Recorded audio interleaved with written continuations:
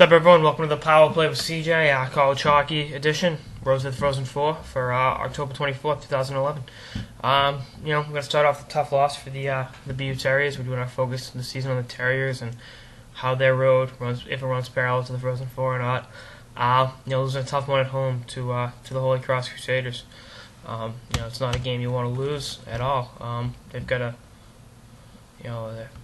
second-tier team in the Atlantic, in a second-tier conference in D1, and they went out to Aganis and beat the Terriers on home ice, and that's a tough loss early in the season.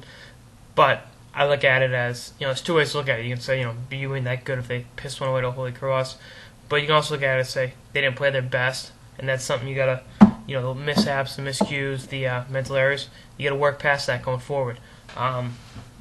That's something you can learn from. It's It's like life. Everything's a learning experience. Even the shittiest moments, you learn from them. You learn how to adapt to adversity, how to handle negative situations. And if I'm the Terriers, that's what I'm looking at. It is, all right, you can't go back and change the past and make that a win, but you can learn to not overlook opponents you view as second tier. Because as a great coach once said, respect to all fan on. And they got a big matchup coming up with a home and home with UMass Amherst this weekend. UMass shit goes down there, so. I believe that's the place where fan of the show Garrett Noonan got his first career game-winning goal for the Terriers last season. But at any rate, Minnesota and Vermont, the Catamounts went out to the Iron Range and split a series out there with the Golden Gophers, losing 6-0 on Friday night and winning 5-4 on Sunday. Minnesota's team is friggin' huge. I'm looking at the size. Seth Ambrose is going to be 6'5", Bukestad's 6'5", and Zach Budish, Nashville prospect's going to be at least 6'4". They're all huge, all at least 200 pounds. So, when that team gets on the forecheck, look out. I like Bukestad's game a lot. I'm very impressed with what I've seen by him. The first-round pick for the Panthers last year, and a standout of the World Juniors this past year. He'll be back there this year at 19. And Merrimack jumped to number 9 in the NCAA rankings. Way to beat the Warriors. Getting the big wins over UConn and Northeastern this weekend. Mike Collins having a pretty solid sophomore year, losing Stephen DaCosta to the pros. You can't bring DaCosta back, but you can learn to work through it and try to replace his scoring through committee by having everyone else step up and give you a little bit of something, and that'll help you definitely going forward. Mike had a goal and assist this past weekend. Way to be, Michael. Looking forward to much success this year for the Warriors as they look to return to the NCAA tournament, as they made it last year and lost a heartbreaker to Notre Dame, obviously. Any other big games in Hockey East? Boston College won, they jumped to number 1 in the ranking, getting a 4-2 win over UMass, and then beating Northeastern on Saturday night, 4-3 in overtime with Billy Arnold, Calgary Flames draft pick, getting the game-winning goal. And Needham, Massachusetts native, Billy Arnold, getting the game-winning goal in OT for the Eagles. That's what you want to see. BC, like I said, is number 1. Michigan slipped to number 4 in the rankings. There's a little bit of disciplinary issues going on out there with John Merrill, highly touted defenseman, second-round pick of the Devils in 2010.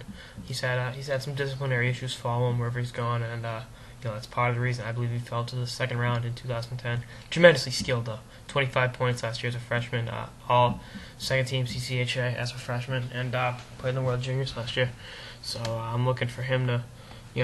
Plymouth has his rights in the OHL, and I heard there's a little bit of discussion with him jumping ship and going up there. So you never know, that door's open for him if he chooses to. Let's dissect the ratings a little bit more. We got none of the Ivy League schools have played a regular season game yet, which is the way they do it. They start later. Being the Ivy, so they can do that because they're so tremendous academically. Miami of Ohio struggling out of the gate, 2-4 record. Of course, losing Hobie Baker winner Andy Mealy to the Phoenix Coyotes is pretty tough. A lot of offense to replace. North Dakota is struggling at 2-3-1. Highly touted freshman Rocco Grimaldi has yet to take the ice for the Fighting Sioux, so we'll see where they are. When he gets back, I can't wait to see what he can do offensively for them on the college level. We talked about Merrimack. Denver jumped up from 3-2, and everyone jumped up, but Michigan fell back. Was pretty much CC's went from 4-3.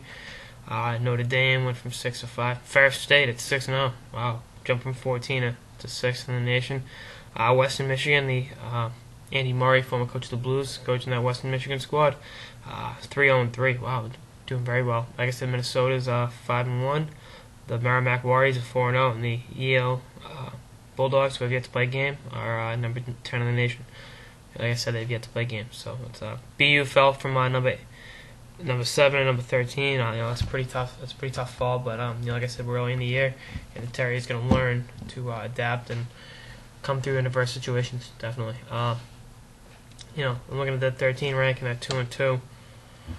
And they got 2 big games next weekend, like I said, with UMass Amherst, and they got to come out with 3 points to get back in the top 10 rankings, in my opinion. And